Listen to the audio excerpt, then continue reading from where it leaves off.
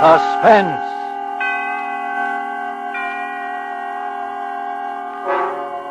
Tonight, Roma Wines bring you the remarkable young actress whose performance you have admired in the Warner Brothers production, The Corn is Green.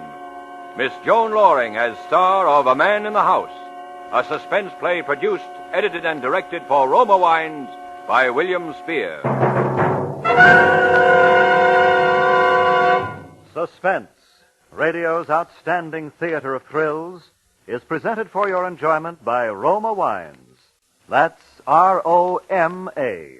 Roma Wines, those excellent California wines that can add so much pleasantness to the way you live, to your happiness in entertaining guests, to your enjoyment of everyday meals. Yes, right now a glassful would be very pleasant.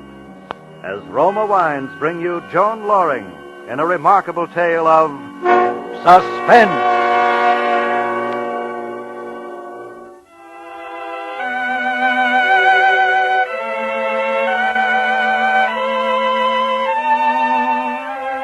When I was 17, they called me that pretty little Barrett girl. I never imagined then that 5 years later I'd be working in the public library day after day and 2 evenings a week. One of the mousy, tight-mouthed librarians who frown and rap a pencil when the adolescent scuffling and giggling becomes a little too unruly. I never dreamed that pretty little Barrett girl would become prim Miss Barrett, nor that my mother would... Well, one evening my father came home from the office looking a little more tired than usual. He barely touched his dinner and said he thought he'd lie down on the sofa for a nap. 3 hours later, he was dead.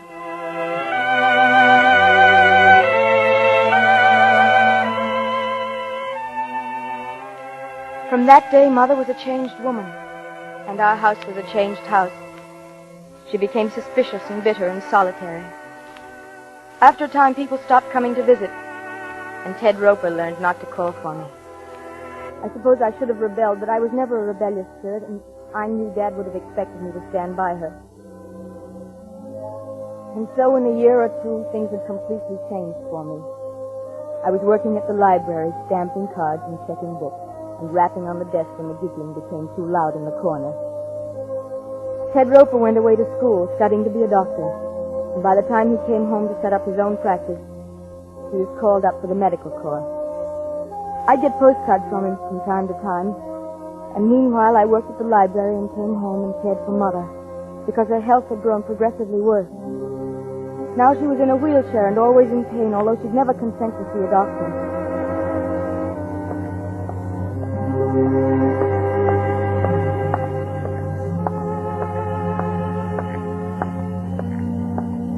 I was thinking of all these things that night as I walked home from my evening session at the library. Maybe it was because Ted was back in town. He had his medical discharge and he'd set practice up again. He'd come to the house once, and I knew he wouldn't want to come back again. And so I walked home alone in the dark, thinking how once they had said... There goes that pretty little Barrett girl. But now they said... What Emily Barrett and her mother need is a man in the house. I looked up at our house. It was shabby and run down, and the vacant lots on either side of it and across the street were wild with unkempt weeds and grass. A single light was burning in Mother's room. The rest of the house was dark. I opened the gate, and then I stumbled a little. Something soft and yet unyielding was at my feet, and somehow my blood went cold as I reached down and my hand touched something still and lifeless. It was my little wire-haired terrier. He was dead.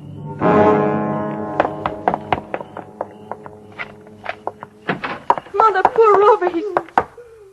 Mother, what is it? Oh, Emily. Close the door. Who are you? Not a sound out of you. Close the door. Who are you? What are you doing Don't here? turn on the light. Just stay where you are. Mother, are you all right? I haven't harmed her yet, and I won't harm you if you do what I tell you. But if you annoy me, as Rover annoyed me outside...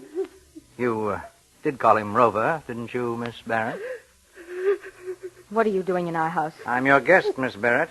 I trust your hospitality will measure up to the standards I set for you.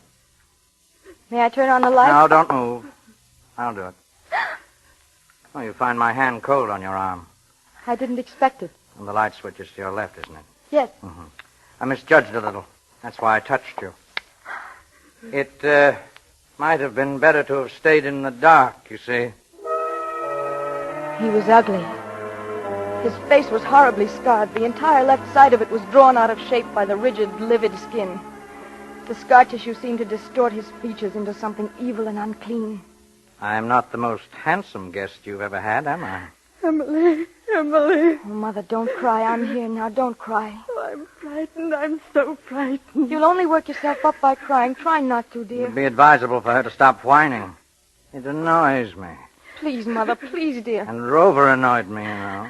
What are we going to do, Emily? Why has he come here? I'm your guest, madam. If it's money you I've want, we don't told have... you I'm your guest. I seek food and shelter as befits a guest.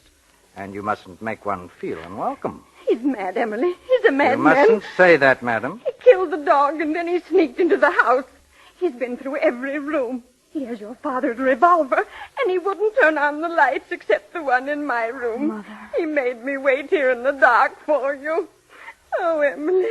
Emily, I feel sick. Oh, stop that whining. It annoys me. Don't you hurt me. Don't you dare. Mother, please. Please, You dear. annoy me, madam. I suggest you retire for the night. Emily, no, I couldn't. I couldn't sleep. Will you be good enough to take your mother into her bedroom, Miss Barrett? What are you going to do? I've told you. I'm your guest. Well, Miss Barrett. Come along, Mother. Let me wheel you into your room. Oh, I don't want to, Emily. I don't want Mother. to. Your conveyance needs oiling, madam. Don't speak to me. Don't talk to me. Oh, by the way, Miss Barrett, Yes? don't trouble to close the door. And don't attempt to talk secretly with one another. I find it a very annoying habit. Emily, he's mad. He's insane. I don't know what I've ever done if this should happen to me. Try to be calm, Mother. Let me help now. Lie down on the bed, why don't you, dear? Try to relax. Oh, I couldn't. But if you could get some rest, you'd feel so much better. I'm not getting out of this wheelchair. If you could let yourself sleep, Mother. No, I tell you I can't, Emily. If you just take your pills... What was that? What did you say? Answer me. My mother ordinarily takes sleeping pills for her insomnia. Not tonight, Emily. I won't take them tonight. I couldn't. I think you will, madam. No, I won't. You can't make me. Is that her bottle on the bedside table there? Yes, Mm-hmm. I'm not going to take How them. many does she take? 2. I won't do it. Here. Go on, give them to her. Emily, no, don't make me. What will you do if she sleeps? Wait and rest. Wait under the shelter of your roof. No. You promise I'll be at her side when she wakes in the morning? Yes, I promise. I'll give her the tablets. No, I won't take them. Very well. Take them now, Mother.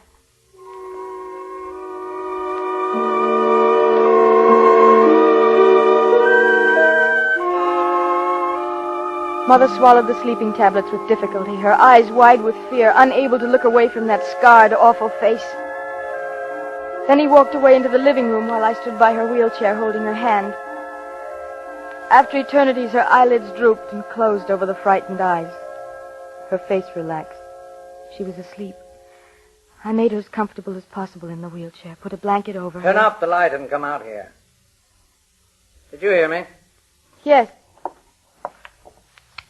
Now, sit down. Yes, that chair there. How do you spend your evenings, Miss Barrett? You read? No, not often. I get enough of books at work. Why did you break really? into our... What do you do for a livelihood? I'm a librarian. Why did you choose don't our... usually stay up late, do you? No, I don't. In that case, then, we'll turn off the light. You're rather isolated at this end of the street, but someone might wonder why lights are burning in the Barrett house at this hour.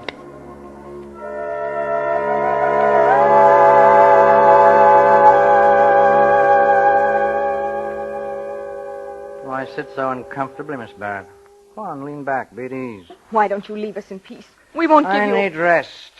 The safety of rest and solitude. But why our house? Why? Because you have few visitors. Your mother's to blame, isn't she? My mother? Weak, selfish, complaining. Not the most delightful of companions. You're a librarian, you say, huh? How long do you intend to stay here? Your curiosity annoys me. She'll stay here as long as I please, for a very long time if need be. You can't. You'll be found out. Oh, I doubt that very much. But if I fail to report for work... Oh, you won't. I don't understand. You will go to work at the library as usual. And leave my mother here with you? Yes. As a hostage, shall we say. Hostage? She'll be my guarantee you won't betray me. You will not go to the police, Miss Barrett. You will not make any indiscreet disclosures to anyone. You'll work at your job all day and then come back here. And if I don't? Need you ask that question? Is it really necessary to ask me that? No. No.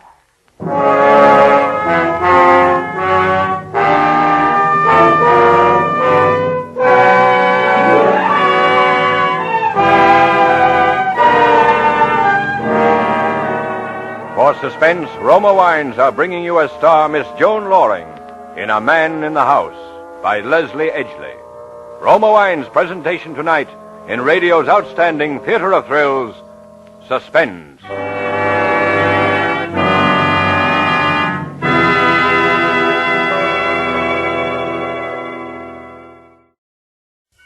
And now, Roma Wines bring back to our Hollywood soundstage Joan Loring as Emily Barrett with Joseph Kearns as the man in the house in a radio play well calculated to keep you in Suspense.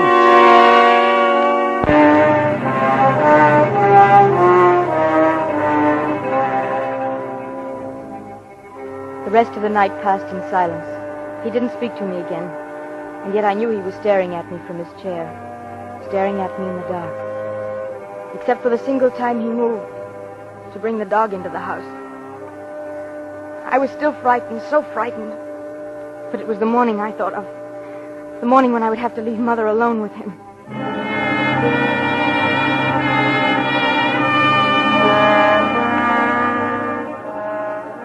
We ate breakfast together, the three of us silent at the table. His face was uglier than ever in the morning light. He had watched me prepare breakfast with wary eyes. Now he wolfed his food down as though he hadn't eaten in some time.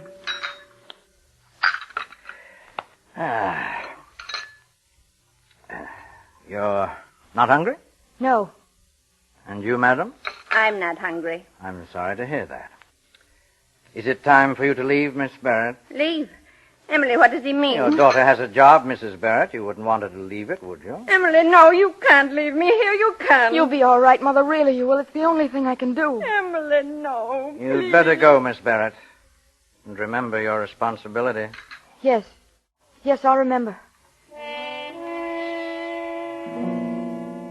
My day was a nightmare.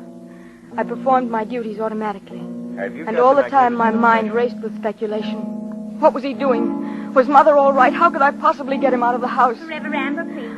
I couldn't tell anybody. I knew that. I didn't dare. He'd kill her in a minute. My card's expired, but could I land? For Mother's It shouldn't sake, I had happen to keep by silent. I had to. And meanwhile, stamp books.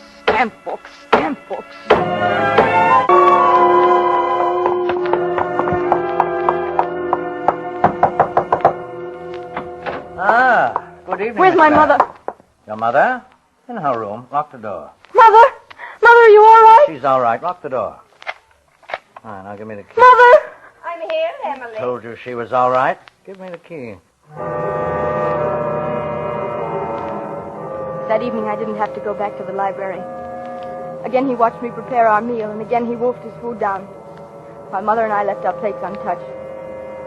I washed and dried the dishes after dinner, and then all three of us sat in the living room. This is an ugly house. A barren house. There's no laughter in it. I'm not interested in what you think of our house. Well, you should be. You're still young. Your life is being ruined by this selfish woman. How dare you? I'm sick. I'm not well. It's wicked of you to come into my house this way and say such things. He's evil, Emily. He burned the dog in the furnace. And you're evil, too, madam. You're a selfish parasite. The world would be better rid of you. Now go on, go into your room. No, I don't care what you do to me.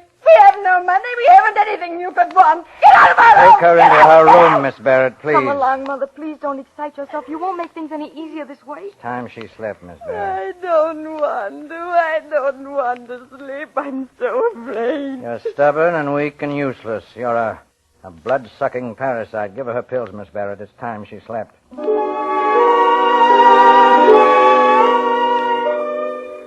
Mother refused to leave her wheelchair again, but I persuaded her to take her sleeping tablet. And after she'd fallen asleep, I returned to the living room. He sat in a chair where he could watch the door and windows. One side of his face was twitching, a nervous tic he couldn't control. You have permitted your mother to ruin your life. That isn't true. Of course it's true, I know. I've seen it happen before. I know all about it. I've been trapped just as you're trapped now by your mother. I won't stand for you talking like that. I know about women, domineering women. There was one. Well, she'll never bother me again. You killed someone. Did I? That's why you're hiding here. Is it? Did you kill someone? Well, I'm not sure. Maybe someone annoyed me. I'll kill if anyone annoys me. Don't annoy me, Miss Barrett. Tell your mother not to annoy me.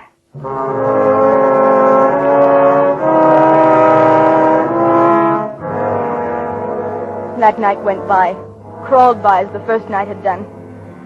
At 10:30, he switched off the light, and then we were sitting in the dark again in silence, hour after hour.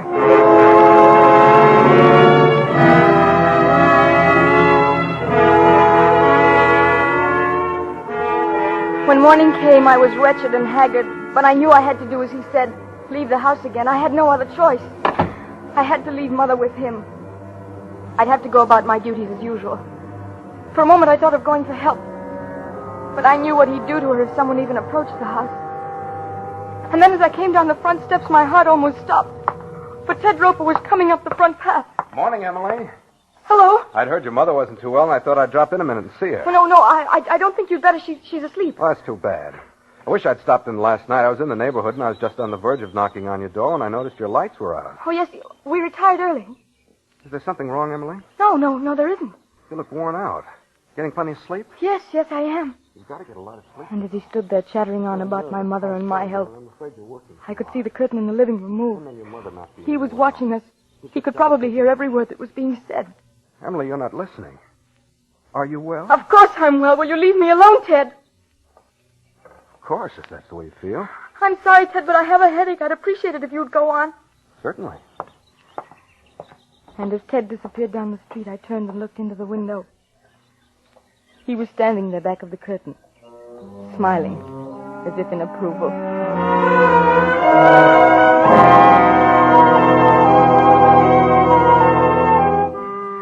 I don't know how I managed to get through that afternoon, but I did. And then I went home again, and they were there. When I'd seen that Mother was all right, I cooked dinner, and he tried to keep up a conversation. We, had visitors today, didn't we, Mrs. Barrett? Milkman, mailman. No letters, however, just a magazine. And we had an interesting talk, didn't we, Mrs. Barrett? About mothers and daughters, you know. I looked at Mother across the table. The panic in her eyes had given way to another emotion. One hard to name at first. And then I realized it was resignation. As though she were resigned to her fear. Her face was peaceful, strangely serene, and she looked more beautiful than I'd ever remembered seeing her.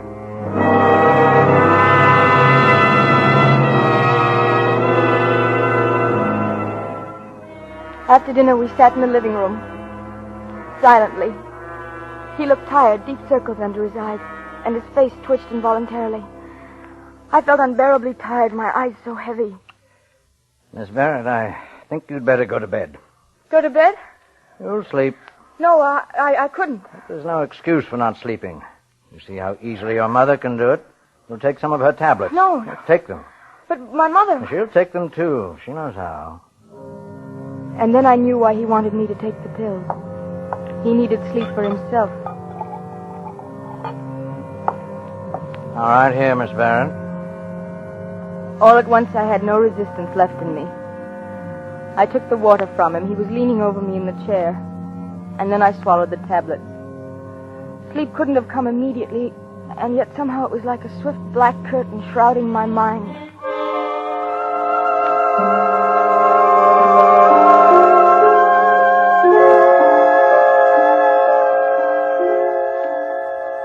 When I awoke, he was still asleep in the chair facing the door and the windows. But the moment I moved... Good morning. Where's my mother? In her room, of course. Mother was still sleeping in her wheelchair. But something was wrong. She looked so strange. Something was radically wrong. She was ill. My first impulse was to cry out, to run to him and plead with him to help me. But I knew that was useless. I turned around, knowing that I shouldn't leave her, and yet I was powerless to help her. It's late. I won't have time to make breakfast this morning. Yes, we seem to have overslept, didn't we? I'll have to go now.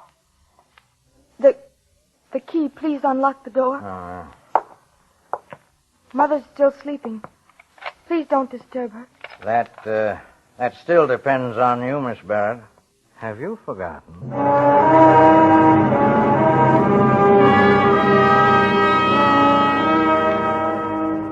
I left the house desperate with fear. Mother had to have medical attention immediately, and yet I didn't dare call anyone in. I didn't dare do anything that would endanger her life.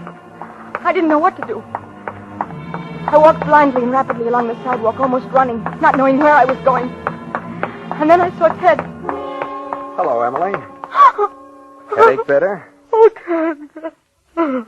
What's wrong? What is it, Emily? Ted, you've got to help me. You've got to. Oh, Ted. Here's my car, Emily. Sit down now. Tell me what's wrong. And then I told him the whole story. And when I'd finished, he said, I'd better go to your house at once. But you can't, Ted. I can't let you in the house. You won't have to. I'm not letting you go back there. But I must. I can't leave Mother with him. All right, then. Go back to the house. Tell him you went for a doctor. Oh, I couldn't. Tell him that, Emily. Tell him you saw your mother was ill when you woke up. Tell him you called a doctor and you said nothing about him being in the house. But he won't believe me. I know he won't. We've got to gamble he will. I'll drive you back to the corner.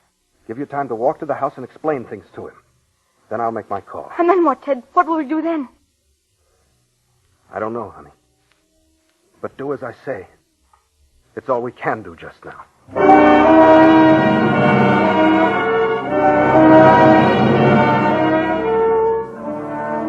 When I faced him again in the house, I knew I'd blundered. I should never have taken a chance. I shouldn't have left Mother in the first place. What are you doing back here? Why aren't you at the library?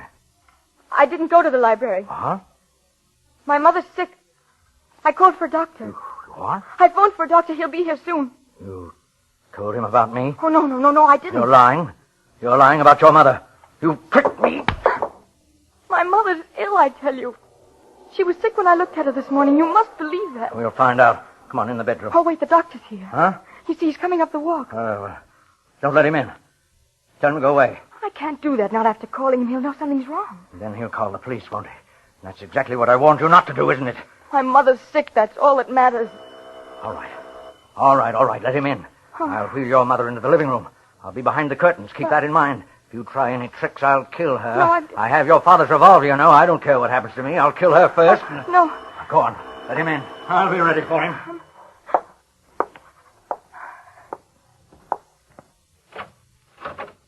Hello, Emily. Hello, Doctor. I'm so glad you've come.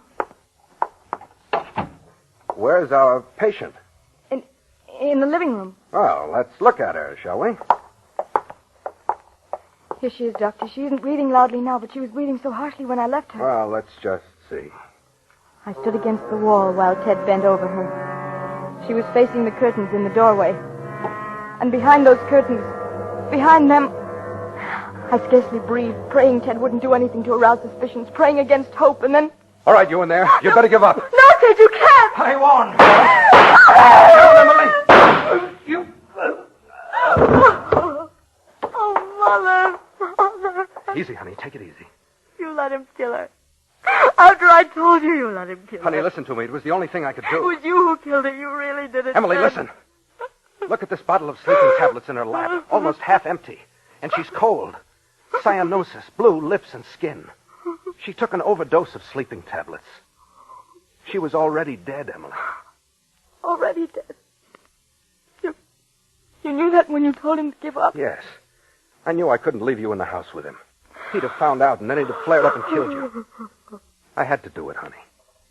I had to provoke him into shooting a dead woman. To give me time to shoot him. I didn't know where he was, you see. Oh, Dad. He told her she'd ruined my life. He called her a parasite. Do you think she... I think so, honey. She did it so you might live.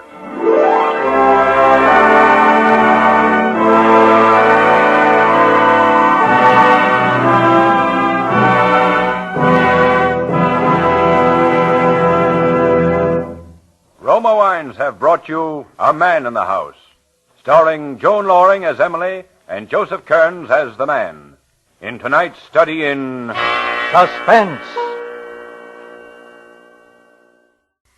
This is Joan Loring with a message from our government. America's war production program calls for the retention of millions of war workers in their jobs until the Pacific War is won. Stay on the war job until released. Keep buying more and more war bonds and hold on to them. And keep supporting all home front activities and observing all wartime regulations. Price controls, rationing, volunteer service, and salvage drives. Thank you. Next Thursday, you will hear Lloyd Nolan as star of Suspense. radio's outstanding theater of thrills. Presented by Roma Wines, R-O-M-A, made in California for enjoyment throughout the world.